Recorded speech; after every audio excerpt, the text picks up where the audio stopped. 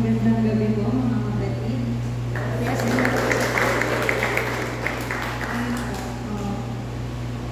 hindi ko po na-expect na ako po yung magsasalita ngayon. So, hindi po ako masyadong ready. Pero ayun naman po na sunod po yung nag-speak sa akin. So, aim po. So, ang topic po is, how is God preparing you for ministry? So, before we start po, I just want to ask muna po, and sagutin nyo na lang po yun sa isip nyo. So, kapag po ba may times na nagkakaroon tayo ng hindi pagkakaintindihan or parang argument with someone, especially with our loved ones, does it affect sa mga bagay na gagawin natin? Does it affect the way we think and act? Does it affect the way we praise God? So, ako po kasi, I used to live like lahat po ng ginagawa ko, especially about acads. I seek for validation or appreciation, but not from other people, pero sa parents ko.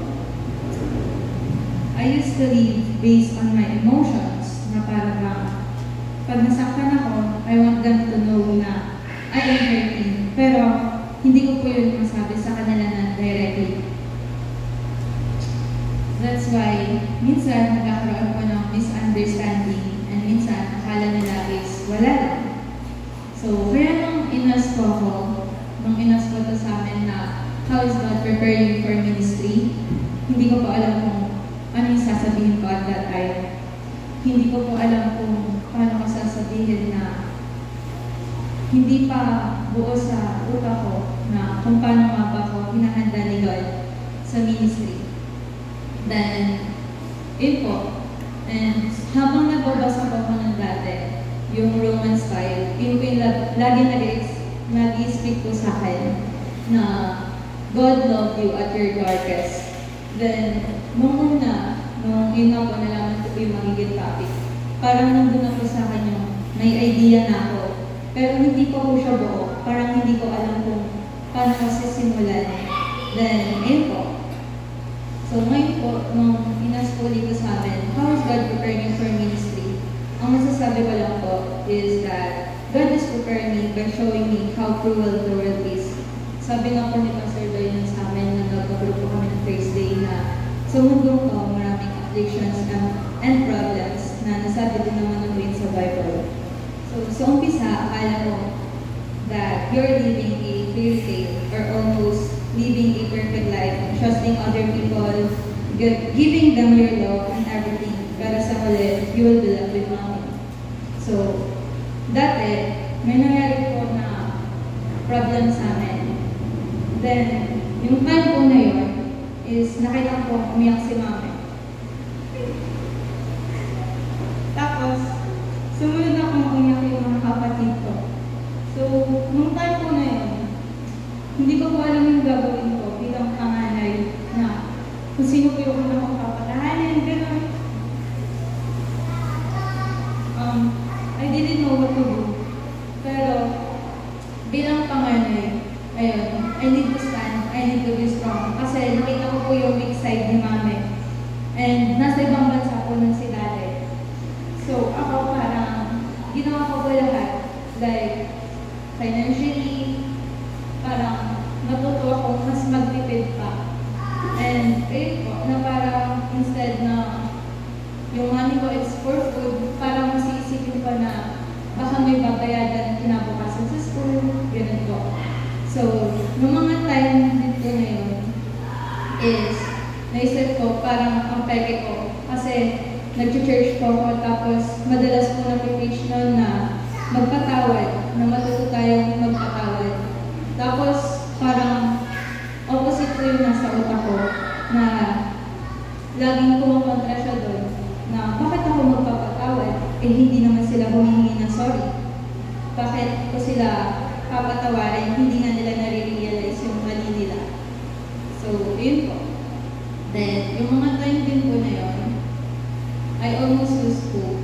People, I don't believe in love anymore. Kasi yung feeling ng sobra ka nagtiwala, sobra akong minahal, na halos siya yung takbuhan ko. She was my safe place, she was my comfort. Pero nagbago po lahat yun. Then, ayun, I feel, kapag po nakifeel ko na may invalidate yung feelings ko ni dati, parang siya dati yung takbuhan ko. And biglang sa huli, I feel so betrayed. Tapos feeling ko po, I have no value compared to money. Na parang, ano po, sobrang close ko kasi sa akin yung tao na yun. And parang siya yung tinuturing ko, pangalawang nanay ko. Tapos, ayun na po, nagkaroon ko ng problem sa family namin, financially. Tapos, ayun po, gabi po kasi yung nangyari ko yan pa. Tapos, dun ko po na parang nakasya lahat na sabi niya mahal niya kami, pero bakit ganito? Kaya po dun ko nasabi na I don't believe in love anymore. Kasi parang, yun na po, yung feeling ko na I have no value compared to money na parang pera lang pala itatapat sa akin. Wala lahat na sinasabi niyang pagmamahal. So, yun po. Yun po yung mga bumubulo pa din sa utak ko. But I already forgive her. Pero sabi ko nga din po na napatawad ko na kahit na hindi po siya nag-sorry. Pero, yun po, I can give yung bonding na meron kami dati. And naging kasagutan din po yung last Thursday, yung sagot sa tanong ko na bakit nga po nag-church pa din ako? Bakit kahit sobrang nasasaktan ako, kahit pero parang nababawasan? Bakit may pumipigas sa akin na hindi ako magpatuloy? Kasi, yun po, ano po kasi, ako po, kapag po may mga nangyayari na parang problema, ganyan, or parang hindi po ako okay, or kapag parang feeling ko pulong-pulong na ako, hindi ko po magawa tumayo. Na, alam niyo po yung nag-practice ako ng Saturday, tapos kapag may nangyari ng Sunday, ayokong tumayo.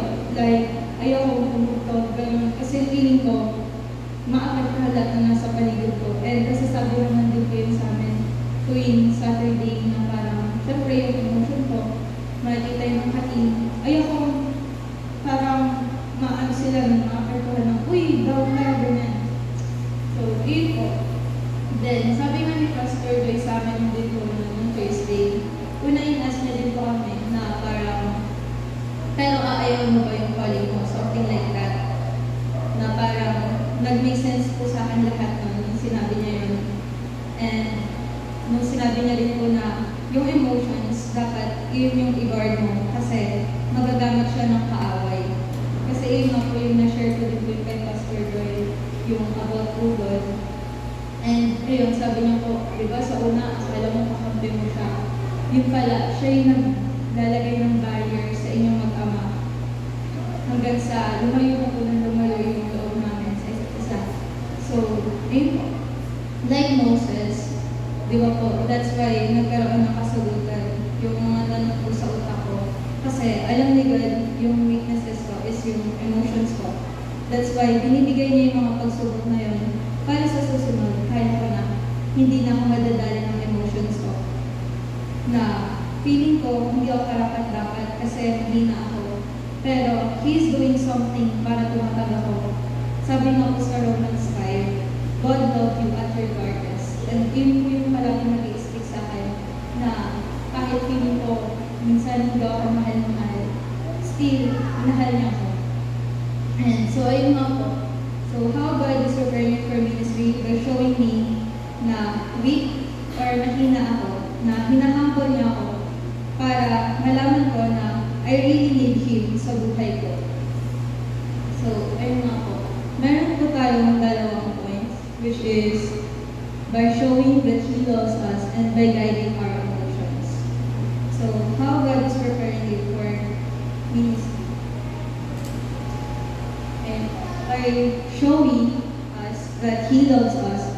So, sabi po sa Romans chapter 5, verse 8, but God demonstrated His own love for us in this, while we were still sinners, Christ died for us. So, dahil tayo mga tao, we are prone to doubt. Alam ng Diyos na hindi natin mapigilan na mag-isip ng mga what-ifs.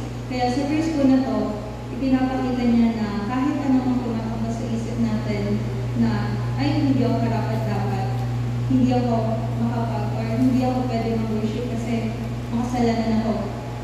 Like me, I'm easy to get sad, worry, and even to get angry. At times, I forgot how to be soft, patient, and understanding. Pero lagi tayong nire-remind ni God that no matter what, His love is greater. Katulad nga po ng sinabi ni Pastor Doy last Thursday na God is omniscient, He is all-knowing. He understands you, your feelings are valid. Alam ng Diyos ang strength at weaknesses ko. At dahil doon, alam kong nauunawaan niya ko. But it doesn't mean na palagi na lang akong gano'n.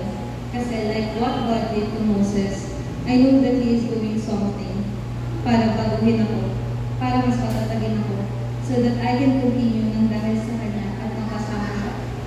So, yung second point naman po is by guarding our emotions. So, sabi po sa Proverbs chapter 4 verse 23, above all else, guard your heart, for everything you do flows from it. So, siguro minsan, bilang anak, hindi natin naiintindihan yung mga parents natin. Hindi din naman nila alam yung tumatakbo sa puso't isipan natin 24/7. Maaari minsan, nagkakaroon ng diskusyon dahil sa perspective nila, tama sila. Kaya sa mga panahon yun, bilang anak, maging maunawain tayo. Hindi nila alam dahil hindi din naman din natin sinasabi. But God, He knows everything. Lahat ng tumatakbo sa puso't isipan natin. Kaya nga dapat, maging kontrolado natin yung emotions natin. Dahil nakakatakot kapag nagamit yun ng kaaway. Yung tipong, ay, hindi na ako susunod. Total, hindi naman din nila akong maiintindihan. O kaya ay, hindi na ako gagawa, hindi din naman nila na-appreciate. Kaya, lagi po tayo nire-remind ni God na sa Proverbs chapter 4 verse 23 na above all else, guard your heart, for everything you do flows from it. Dahil lahat ng ginagawa natin ay connected sa heart and emotions natin. So, ayun nga po. Sabi ko sa point 1 na He loved us when we didn't deserve to be loved. He loved us when we were unlovable. That our sins, they are many, but His mercy is more. So, nung una po, iyan lang po talaga yung nag-i-speak sa akin, yung Romans 5, na paulit-ulit po siya tumatakbo sa isip ko. Kasi, ayun nga po, simula po nung nangyari yun sa amin po, sa kanila po namin. Doon na ako nagiging, doon dumami yung mga question ko. Minsan, meron pa nga yung tipong, masaya naman kami, yung bonding, pero nasa utak ko, totoo ba sila? Totoo ba yung pinapakita nila sa akin? Dumating sa part na parang lahat ng bagay kina-question ko.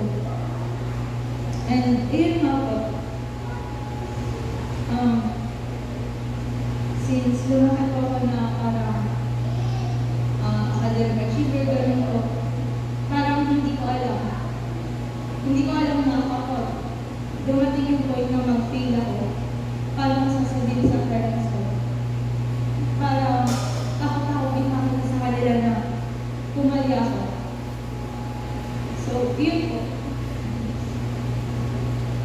And yung sa point number 2 po is by guiding our emotions. So, God is omniscient. He is all-knowing.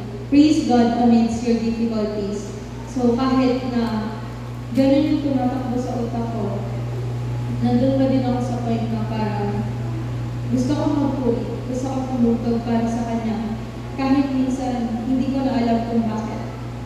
Minsan, hindi ko na alam yung rason kung bakit ako nagpapatuloy. Pero, nandun sa akin parang kinukulit ako ni God na tumutog ka. Kasi iyan na lang yung nagagawa mo para sa akin. Kasi, hanggang ngayon, minsan, pinag-question ko pa din ang sarili ko. Pinag-question ko pa din ang lahat ng bagay. Kung bakit nangyayari sa akin ko, bakit parang ang hina ko pagdating sa emotions ko, ganun po. So, ayun po. If alam niyo po yung movie na Inside Out, so ayun po, meron po doon na si Riley, siya po yung bata ng Inside Out 1. Tapos ngayon po, tumanda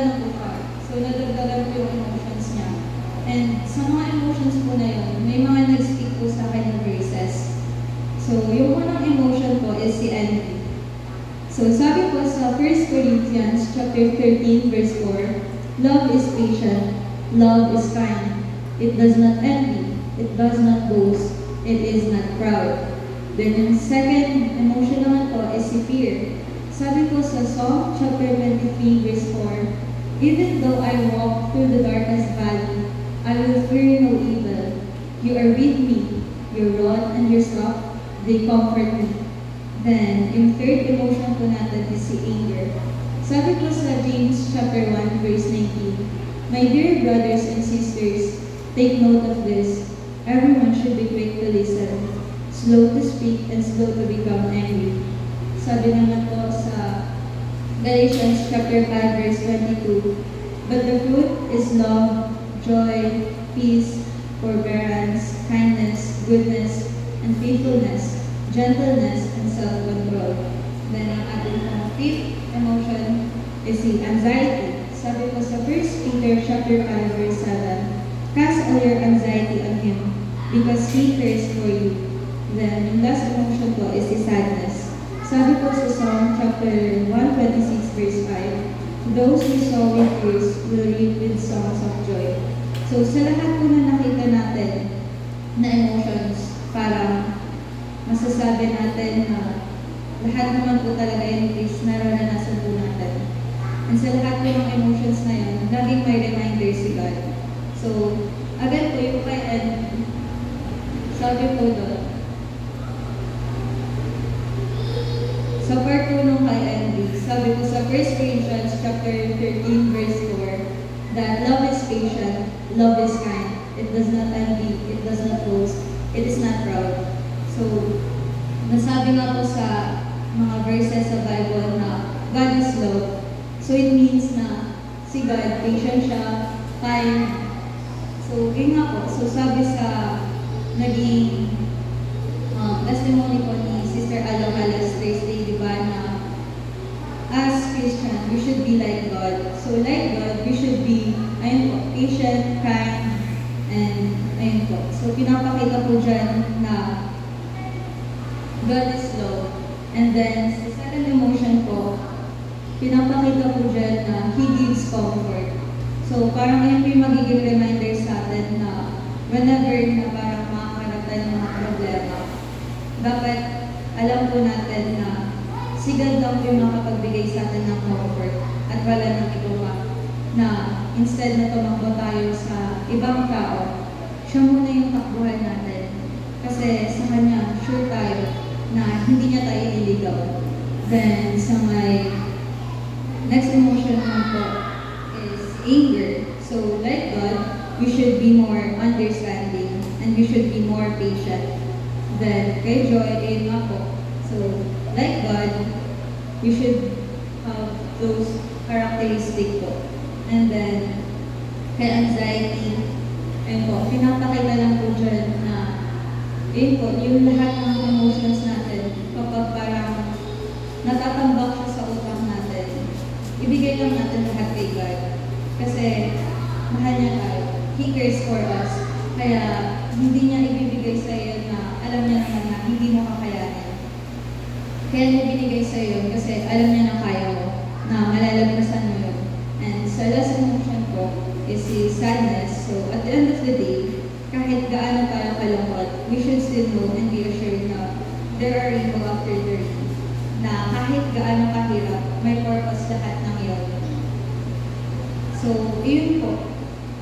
Bakit nga po ba naging by guiding our emotion yung point number 2? Kasi sabi ko nga po kanina na I still, ganun pa din po na parang nakabase pa rin ako sa emotions ko na kapag hindi maganda yung nangyayari sa akin, parang nakaka-apply ko siya sa lahat ng ginagawa ko.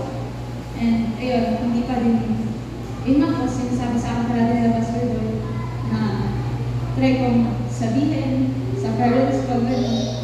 Pero wala po akong lakas ng loob para sabihin sa kanila yun. Wala po akong lakas ng loob para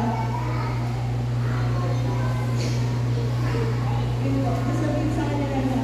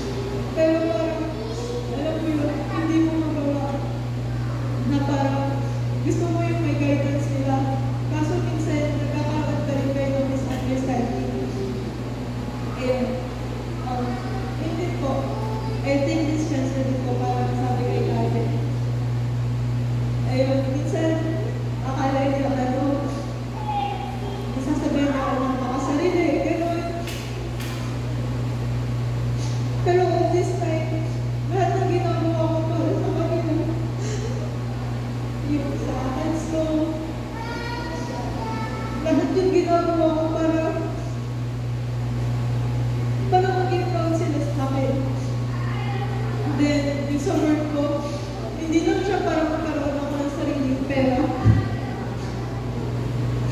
Kasi naisip ko parang, ay nahihirapan sila kami.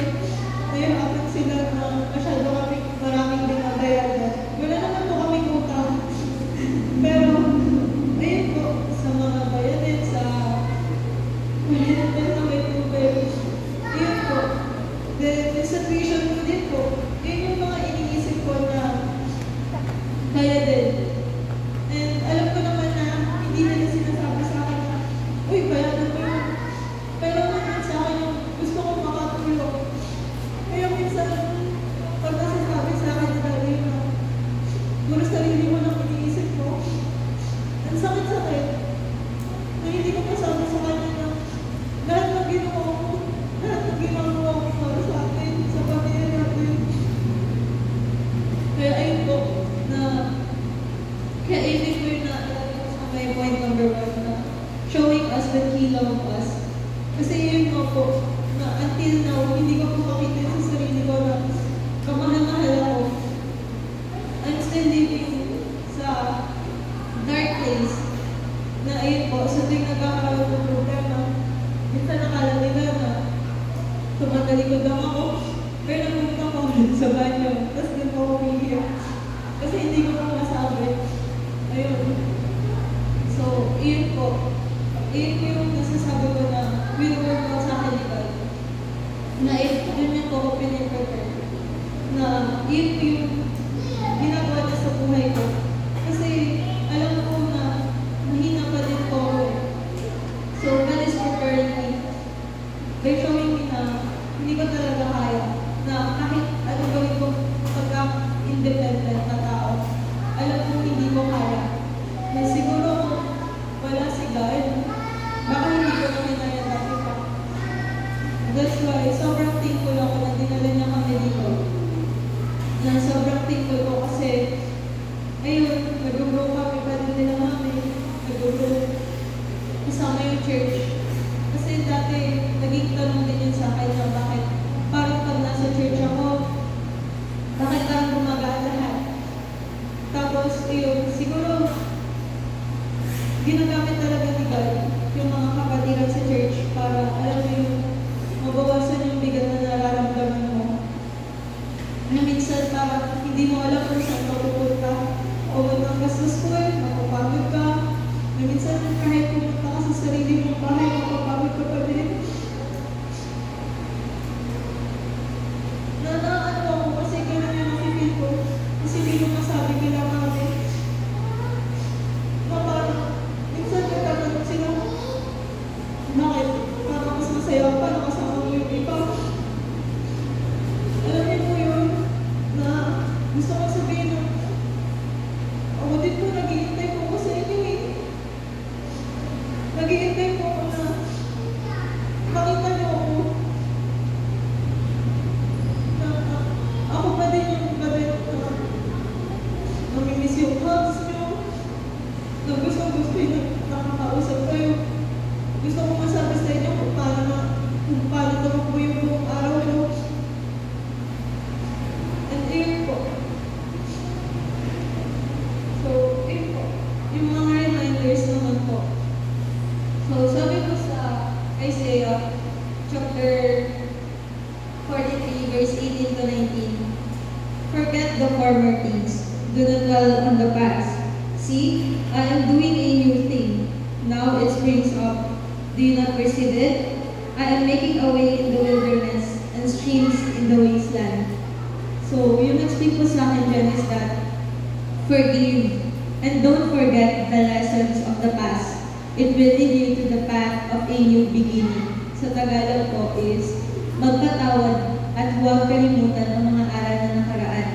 Ito ay magdadala sa iyo sa landas ng isang bagong simula. And sa John chapter 6 verse 37 naman po, all those the Father gives me will come to me, and whoever comes to me, I will never drive away. So, nag-speak po sa akin ganun. Nasabi din po sa amin ni Pastor Joy noong Thursday na don't stop praising Him, for He doesn't give up on you. Na, welcome to Miguel. So, sa pagpupuri sa Kanya dahil hindi Kanya binibitawan.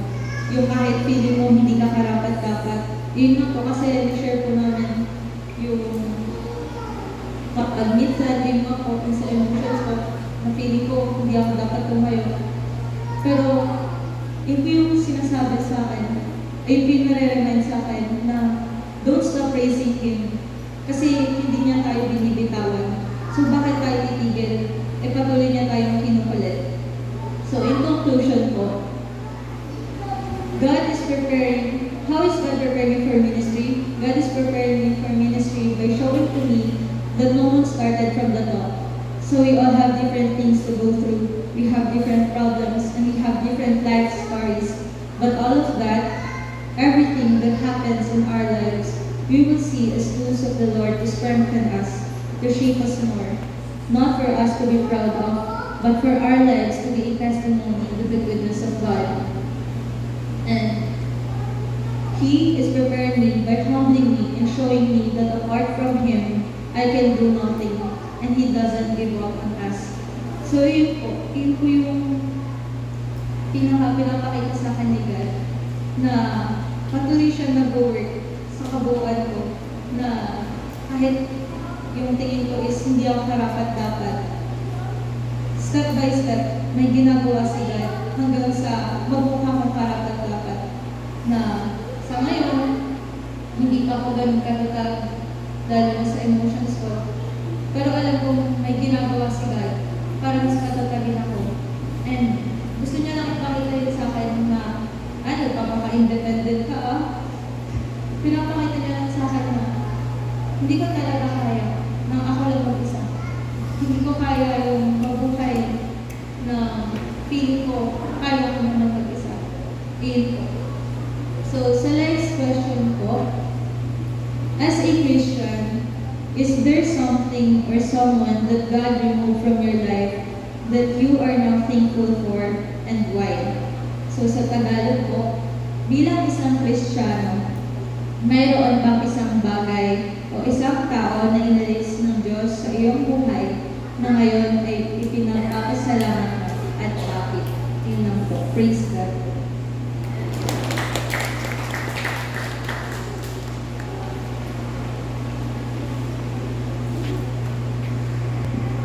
Magandang gabi po sa ating lahat, mga kapatid.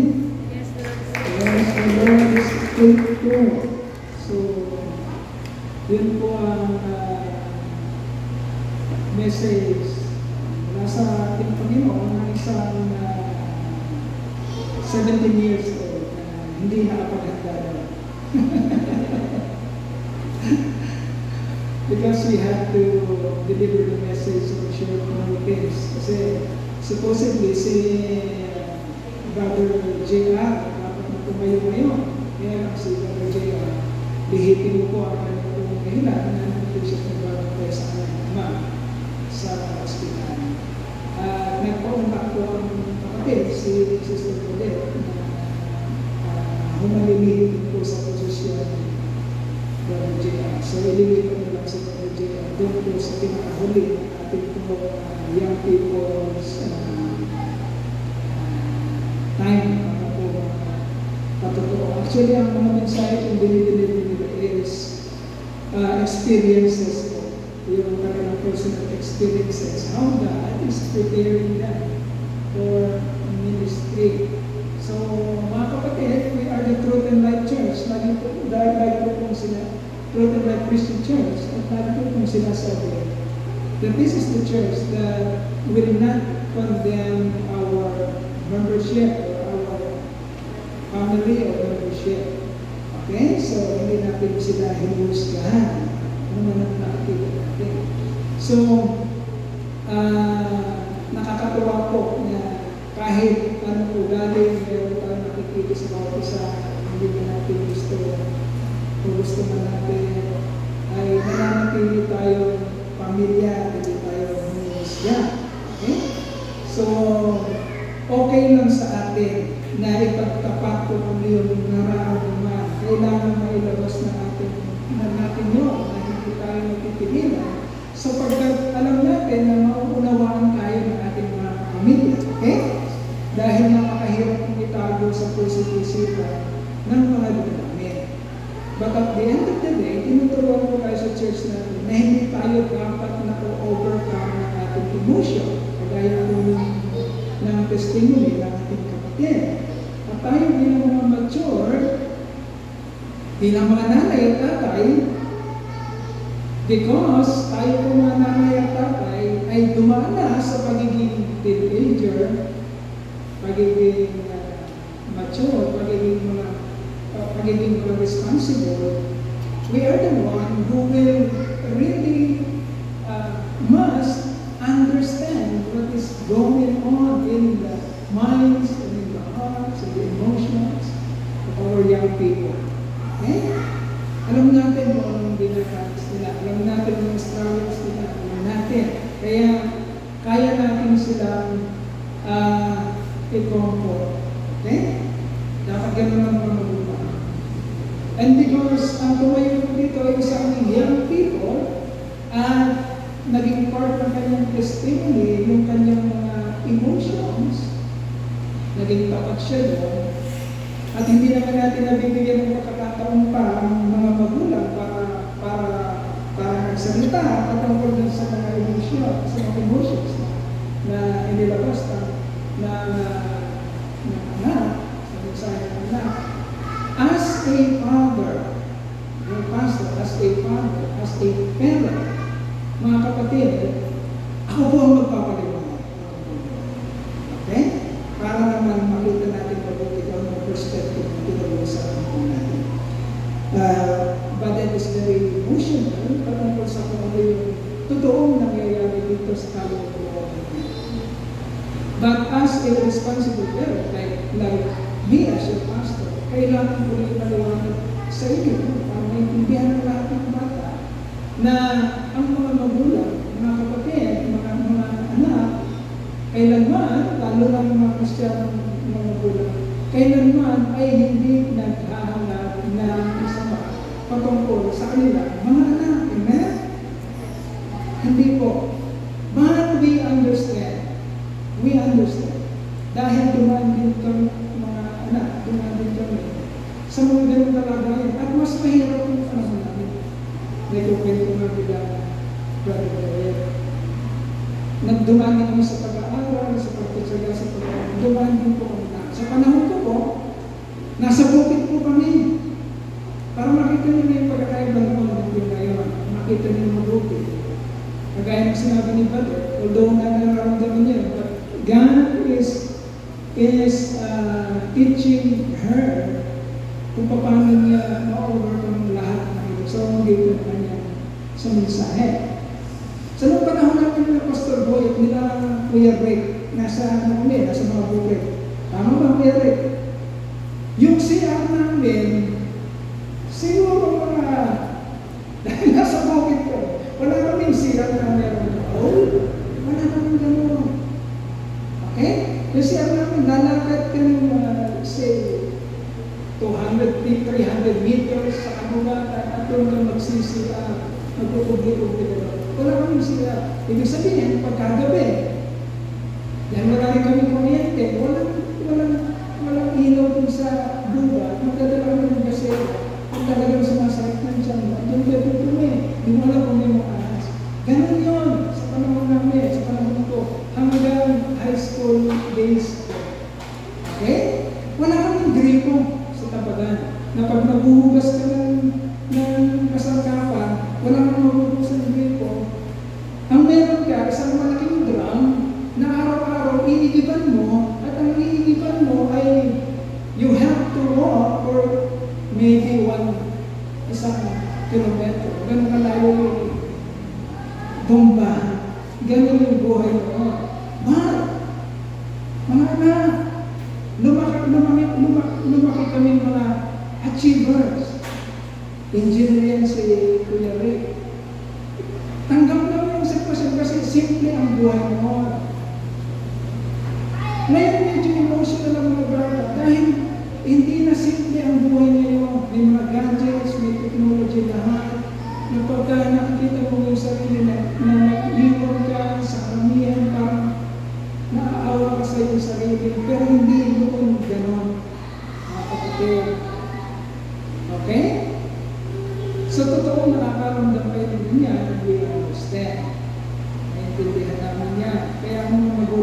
nagsusubika, at yun marahil ang hindi ko maintindihan ng mga bata ngayon, ang mga magulang ay nagsusubika. Hindi na para sa kanilang sarili. Okay? Hindi na para sa kaniligaya, kundi para na rin sa future ng mga anak. And maybe, hindi pa ito masyadong maintindihan ng mga bata. Kagaya namin noon, hindi namin masyadong maintindihan ng mga magulang. Not until dumating kami sa posisyon na kami ay mga magulang na rin. Okay? Ngunit, tandaan niyo mga anak, nagsasalita ang magulang ng parang nakakasakit sa atin, na parang hindi natin gusto, pero lahat ng yun ay nanggagalingan. Ang motibo mo is gusto ng mga magulang na ilagay talaga sa tama at maayos na future ang mga bata. Alam namin yun, pero hindi pa naiintindihan ng mga anak. Pero kami, dahil dumanas na kami ng pagiging bata, ng pagiging anak, alam namin ang nararamdaman. We are very sure of that. Alam namin kung ano nararamdaman. So at the end of the day, magtitiwala lang kayong mga anak sa inyong mga magulang. Okay? Ako bilang pastor, pwede niyo akong pagsabihan, but at the end of the day, sasabihin ko sa inyo na ako, kahit na pastor niyo ko, hindi ko pa rin matutumbasan ang pagmamahal o laki ng pagmamahal na kayang ibigay sa inyo ng mga tunay niyong mga magulang. Hindi ko kayo naiisip limang minuto. Ang naiisip ko limang minuto, yung mga anak ko, si Vito, si Mia, si Fidel, dahil mga anak ko sila. Ang mga anak, naiisip yan ng mga magulang limang minuto. Kayo ang dahilan, kaya sila nagpapatay. Maybe you do not understand that. Because the parents are not omniscient. Okay? Ang mga magulang hindi sila omniscient. Hindi ka nababasa ang takbo ng isipan mo kung nararamdaman mo. Hindi sila ganun nakakaya ng Diyos. Ang Diyos, ganoon. Ngunit ang Diyos, dahil siya ay Espiritu, ang kanyang agent para iparamdam sa inyo ang pagmamahal niya bilang Diyos ay sa pamamagitan din ng mga magulang niyo. Amen ba? Sa pamamagitan din ng church. So sana nagkakaintindihan tayo mga kapatid, nakikinig tayo ng mga kailangan mo sabihin.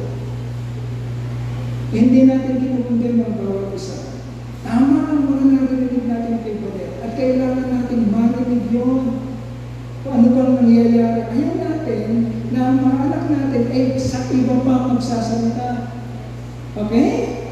Gusto natin marinig what's going on in their minds, in their hearts. But we will never condemn them. Hindi natin sila i-condemn. Okay? At sa mga anak naman, magtyaga kayo, maging pasensyoso kayo, umawain yung mga magulang sapagkat sa bandang huli, pag kayo na ang mga magulang, sasabihin nyo pa rin. Kagaya si pastor nyo, 50 anos na yan, wala akong pwedeng sabihin anumang sama ng loob sa aking mga magulang sapagkat dahil magulang na ako ngayon, napatunayan ko na tama ang kanilang sinasabi sa akin noon na hindi ko naiintindihan. Okay? So, eto tayo. We are the true and life Christian Church. Mga kabataan, huwag matakot na sabihin ang nilalaman ng isipan at puso. Mauunawaan kayo. Huwag kayong pupunta sa iba, pupunta kayo sa magulang niyo, pupunta kayo sa church. Huwag kayong matakot, sabihin niyo. Sapagkat ang pamilya at ang church ang tunay na makakaunawa sa inyo. Okay? At magbibigay ng kalinawan sa inyong isipan. So, mga kapatid, Badet is only 17 years old and she can speak like that. very composed, may kumpiyansa. How much more pag nag-edad na si Balit na mga 30 years old, pwede siyang magsalita na pag mature na pwede siyang magsalita na makakakitaan natin. May matinding Panginoon. Okay? Tutuwa tayo. Pangalawa pa lang yan. Sinong susunod? Ate? Sino? Si Angel. Sure niya na makakatayo na agad siya. Or else, titignan natin kung i-accept ng challenge ng Panginoon. Sino pang lima? Si Dia. Okay. Pero ang young people, ini-encourage natin, sina-challenge natin, na kung wala naman kayong lehitimong dahilan, kung banjing-banjing kayo, o kayo absent pagka nasa inyo lang ang responsibilidad na magpatutuko sa Panginoon. Okay? Okay? So, ano pa? Bago ko matapos, palakpakan po natin ang Panginoon sa ginawa na po not only yung message niya, yung sa ginawa niya pong katagumpayan nung last Sunday. So, pangako, palakpakan natin ang Panginoon. Nagpapatuloy po ang Panginoon sa association. Ito ang po ginagawa sa ating congregation. And I would like to commend also, gusto ko ng pasalamatan ng Panginoon sa buhay po ng mga nanay. Ang dami po ng pinakain nila at naubusan po sila ng pagkain. Sila po ay hindi nakakain. Pinakain po nila tayo na sila po. Palapakan po natin ang Panginoon sa buhay po ng mga nanay. Napagod po sila. I-recommend po na nadadalhin natin sila sa Baguio. Joke lang. Joke lang. Joke lang. Wala pong pera sa pastor. Pero kung minilipin sila ng Lord, puntang Baguio, o ano mang Thanksgiving ng Lord sa kahalat na ito. So, napakabuti po ng Panginoon. Napakainin po ng ginawa ng Panginoon. Sana po, mga kapatid, kagaya po ng mensahe ng Panginoon sa atin ngayon through Sister Badin. Listen to this, mga kapatid. Ang dami pong ginagawa ng Lord sa atin. And we should not be overcome by any emotion na personal sa ating sarili. Nakakahiya po sa Panginoon kung tayo po ay ang dami niyang ginagawa pero nagpupunta tayo. Gusto natin magpunta sa ating personal na emosyon na hindi naman makakatulong sa ating paglaro. Okay? So, let us not be overcome by any emotion. Sabi nga ni inclusive, sabi nga ni Apostol Pablo, isang